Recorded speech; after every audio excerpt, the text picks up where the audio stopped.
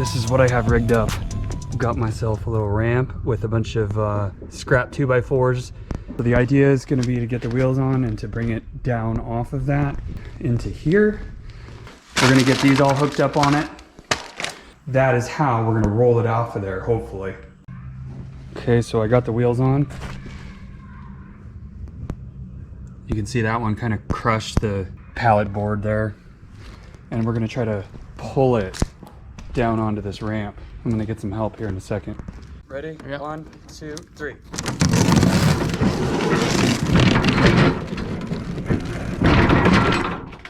Oh, the wheel fell off. So the new kit, the 9000, does not come with one of these. And I found this thing to be extremely helpful. This is what I use to get under the bars and lift it up in order to slip the wheels on. There should be a limit on how often your neighbors have to help you. Hey, he offered.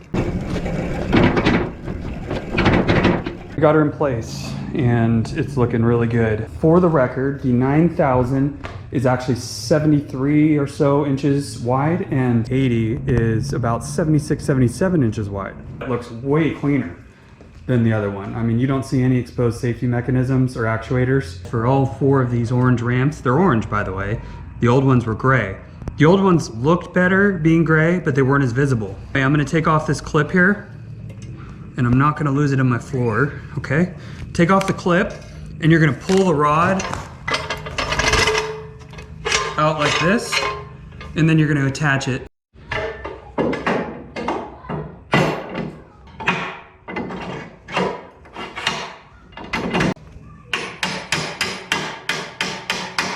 Put your clip back on and it's all set up. And that's how it'll work right there.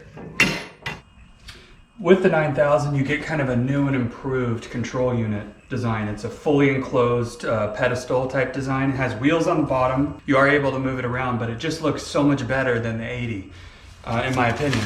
I'm gonna go ahead and unwrap this thing so we can take a look at it. If you need your serial number for any reason, it's gonna be on the control unit itself. So it's got 2 keys that come with it to open it up. Looks like you've got there's the pump.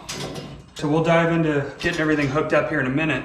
This has some protective covering over it, it looks like. So if you peel this off, it's gonna look a lot better. It's kind of faded looking. I'll give you a closer look here. So that's the controls, pretty self-explanatory. They're all labeled. One thing I don't like are the white buttons, because if you're working on your car and you're constantly over here going up, down, and lock, as you know, these are gonna end up being black. And then this is what the backside looks like. It has an access panel. So I'm gonna put mine right over here, which if I walk back, you'll see that that's perfect in my garage. Very low traffic in that corner. In fact, that's the least trafficked area in the entire garage.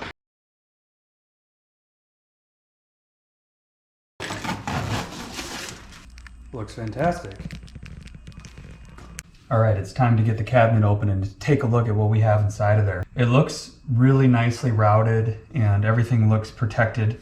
You've got cover on the hydraulic connection, which is gonna go here. You've got a coil and stowed wire bundle. I'm gonna go ahead and cut the zip tie that's holding that together because I'm gonna need to work with this. If you haven't seen my last video, when I first got the 80 model, you're gonna have to wire up your own connector onto this, and I used a 15 amp even though a 30 amp is recommended, and it worked just fine. Also inside of here I can see that there is a handle for the back of this case, which will be very nice because I was just moving this thinking to myself, this isn't the easiest thing to move even though it has 2 wheels on it. Right up here we have a handle that is zip tied, triple zip tied to the side panel. And this is what it looks like. It looks like they include the fastener and the nuts. Everything's there.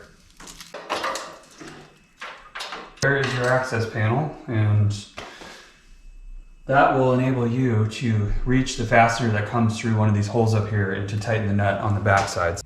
I noticed the easiest way to do this is to bring it in through the side like that. And then I'm putting my foot on it because these have, you know, a lot of tension on them. I don't want them to rotate. You can see this one is ready to be plugged in and screwed on. What I recommend doing also, because these didn't come with caps, is to wipe those out a little bit.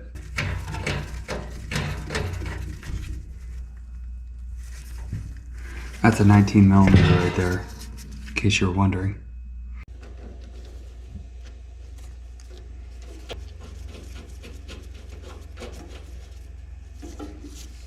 $19mm. Make sure your electrical connections are all made and positively engaged. Next, before you get your connector on, you're going to want to run these out. STRATUS includes this really cool plastic, I don't know what the technical name is, but it goes through right there. And that will allow you to secure this once you figure out your length. So what I'm going to go ahead and do is pull this through so it's not dangling anywhere and I can get the full maximum length. Tighten it up on this side. That will protect the wire. Okay, it's plastic, so you don't have to over tighten that. And there we go. Next, inside this cabinet here, there's this bracket that you don't really need. So I'm going to use a zip tie to just make sure these wires kind of stay out of the way inside here where this pump is.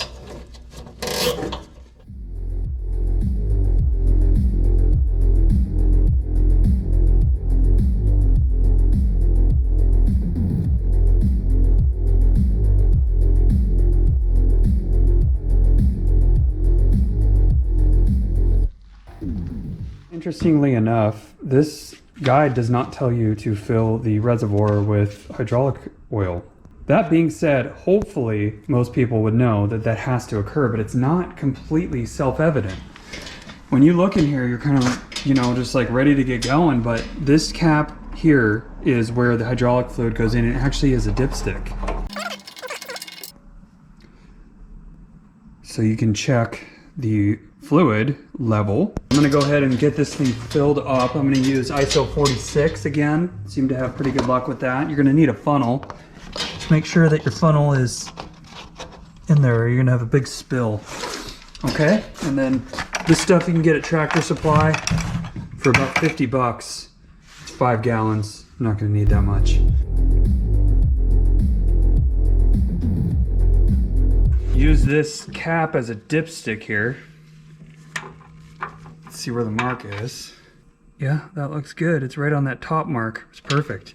Next step is to get the plug or connector wired up, and I'm going to show you how to do that. In the meantime, I'm going to leave that back panel off. I'm not going to reinstall it because once we run the hydraulics, I want to check for leaks. All right, I picked up a 15 amp connector and the directions leave much to be desired regarding the colors of the wiring. They are labeled. So this one, the blue one, is neutral. The L1 wire would be your hot wire, and PE, protective earth or ground wire, is the yellow and green one. So you need to wire it up into your connector accordingly. Now in the United States, the large flat blade is actually your neutral wire. The smaller blade, have it here on the wall. The smaller blade is your hot wire, and of course your ground is the bottom wire. Just keep that in mind as you do this wiring, and if you have any doubt whatsoever, definitely consult an electrician or have one do it for you.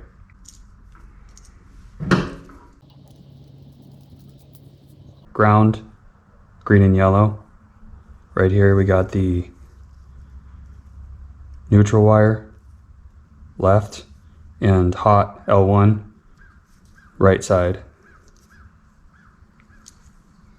I'm going to bring up this little thing here to protect it.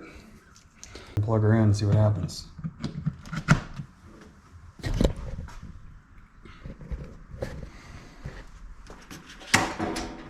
Well, that's a good sign.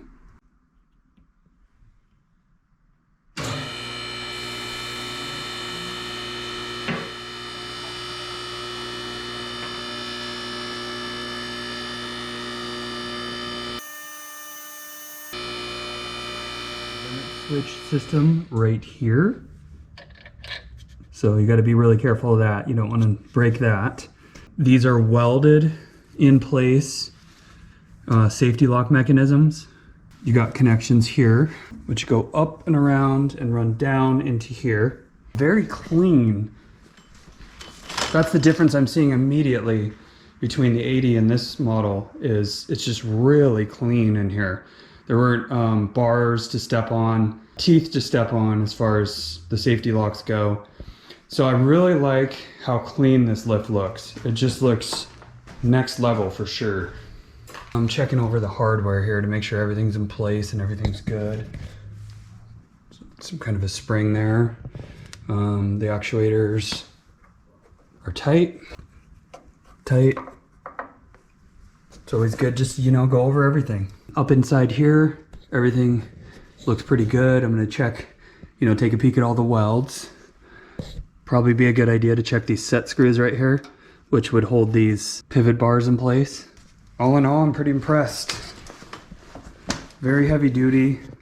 Welds look good. Very heavy gauge metal and steel here.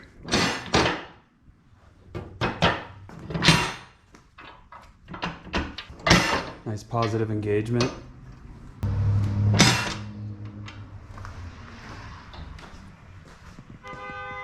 And there's UPS.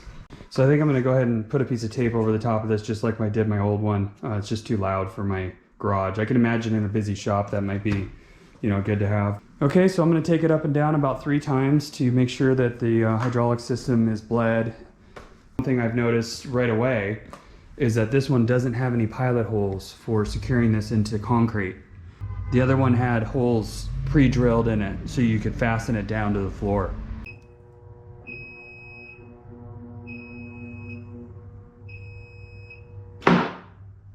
Okay, so that is the down position.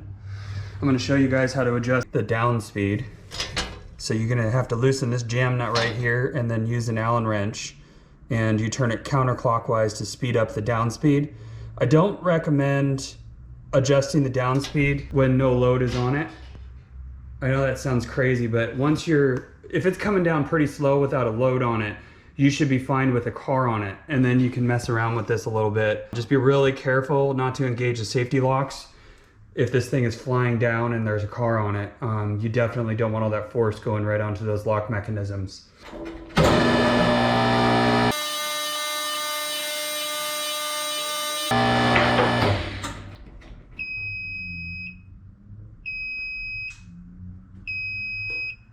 So that is the lowest you can get your car with the safety lock engaged. I'm gonna estimate probably a couple feet, plus you got your blocks when your car's up. So keep that in mind. If you're looking for a lock position that's extremely low, where your tires are just off the ground, that's the lowest safety lock position right there. One thing that is super cool about the 9000 from Stratus is you get a thick block for putting under your pinch welds, and a thinner one as well. This thinner one has very grippy design underneath, as you can see, and then the taller one has this design underneath it, and these pieces are very solid. So I'm gonna go ahead and slip these under the pinch weld points on my car, and we're gonna lift it up in the air for the first time. For my particular application, I'm gonna see if I can fit the large block underneath. Oh, it's gonna fit. That is really cool. You need to decide how yours is going to set underneath there under the pinch weld. You really want to pay attention to your side skirts, because as the vehicle gets lifted into the air, this block will compress and the side skirt will approach this platform here, so you got to be really careful.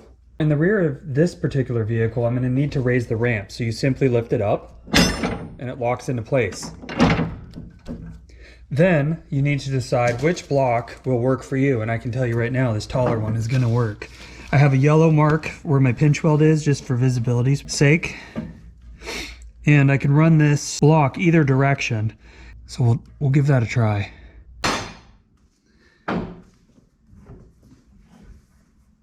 First thing I am going to do is raise it up just slightly and make sure that the contact with the pinch welds is solid and no side skirts are being smashed.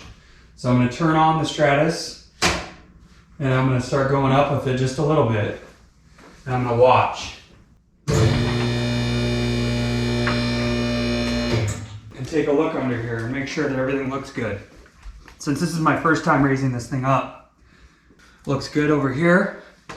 And now I'm going to go over to the far side and check that side. Looks good on the front, and the rear also looks good.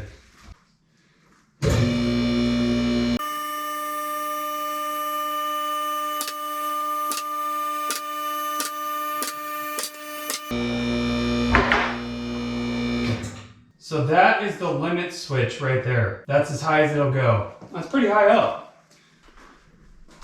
Okay, I'm gonna go down to the lock position.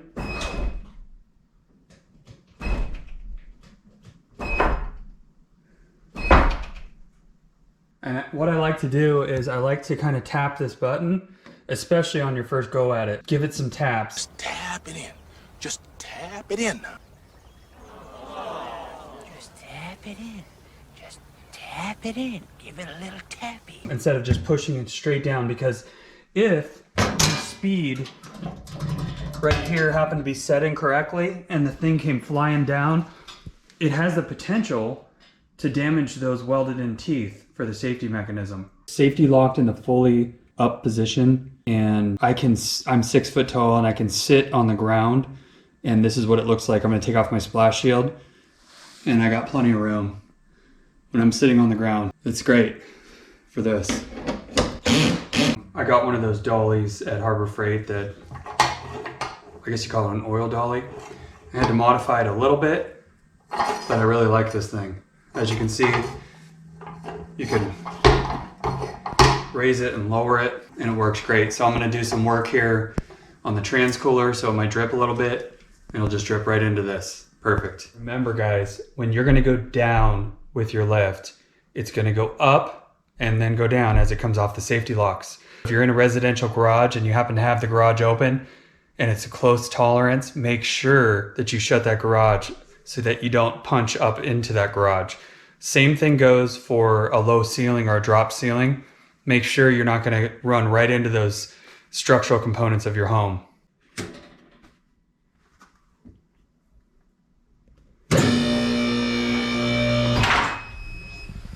This is where you really got to watch the speed.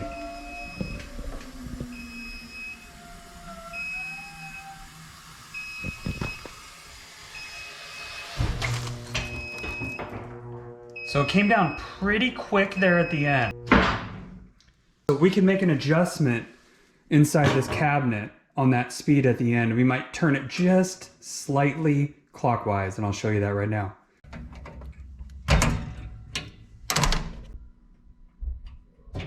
To slow it down, I'm going to turn it clockwise, like that, and then you want to tighten up your jam nut. I think I have a solution for the propensity for this lift to slide on certain surfaces when you're pulling into the garage and driving up onto it. Here's what I got at Home Depot. These are in the hardware section, and they're pretty thick, and they're only $3 each. They're 10 inches, and you can see that they're pre-drilled with countersunk fastener holes. My plan is to put those along this edge right here on all 4 corners, I guess you could say. Underneath each one of these, I'm gonna add some of this grip tape to prevent it from wanting to slide on the floor. And then of course, I'm gonna fasten it in with these concrete fasteners. And you're gonna need one of these concrete drill bits as well. This is a 3/16 because I have a 3/16 fastener. That'll be my fix, I hope, to the lift wanting to slide forward as I pull into the garage. There's the solution to the lift sliding forward when I pull into the garage. Should be good. It doesn't really slide backward, but I went ahead and threw a couple on the back side here. And that should hold it steady and in place. I have these removed before flight as visual indicators that the blocks are going to be underneath the car, so I don't accidentally pull off the lift with the blocks in place. So you might want to do the same thing.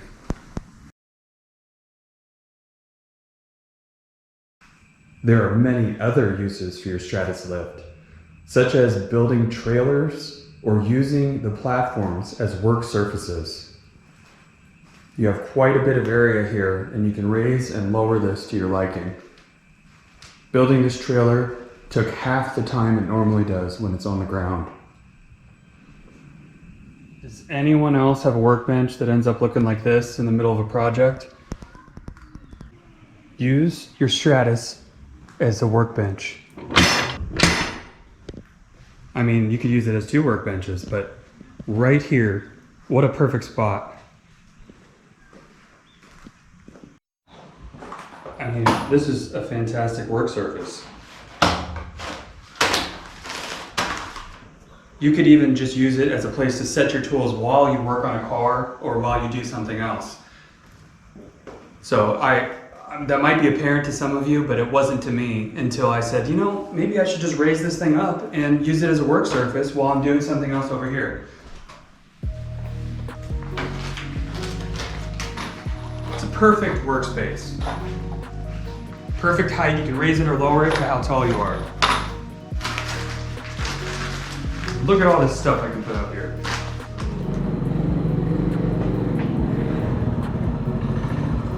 And for those of you that ride, this lift is perfect for your motorcycle.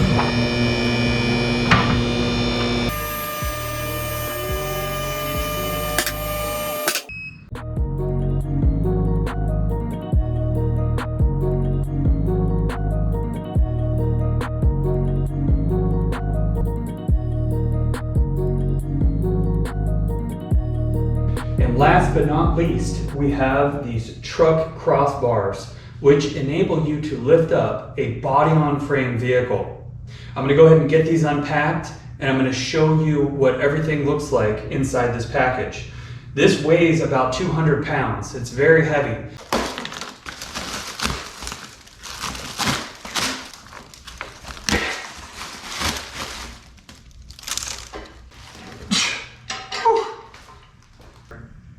I'm just gonna set it down. Truck bar is in place, and this is what it looks like. If the frame of your vehicle or truck or van or whatever it is outside of that, that's why I have this set up that way. This slides back and forth, and you can adjust the height of this. It's pretty cool. Just sets in there, and then there's like a kind of a locking tab. You gotta make sure it's engaged right there. You can kind of go up and down with this thing. Let's see what happens when I go to the maximum. Oh, right there, it stops. You can't turn it anymore. You would slide these in after you pull the vehicle up over the lift. You would need some room over here. And once the vehicle was up on there, you could slide those under, adjust these pads to the location on your frame where the jacking point is recommended. And if you need to use the ramps, of course, you would extend the ramps, and you could do the same thing by moving this back. All right, guys, I'm gonna help my neighbor out. She has a 4Runner, so we are going to use the truck crossbars. It'll be the first lift I've ever tried with a body-on-frame vehicle. So we'll see how that goes. Awesome. Okay.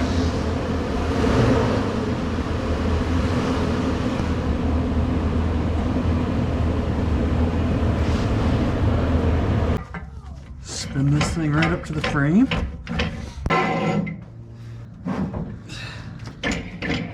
I'm just getting used to this, but you raise this thing up, get it onto the frame. Right there. Okay.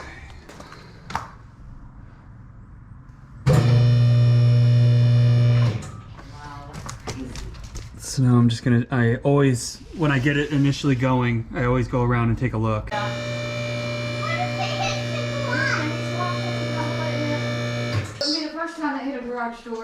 We weren't able to get to a lock point because it's too close to the garage, and you can see how close it is. It is within half an inch of the first lock point.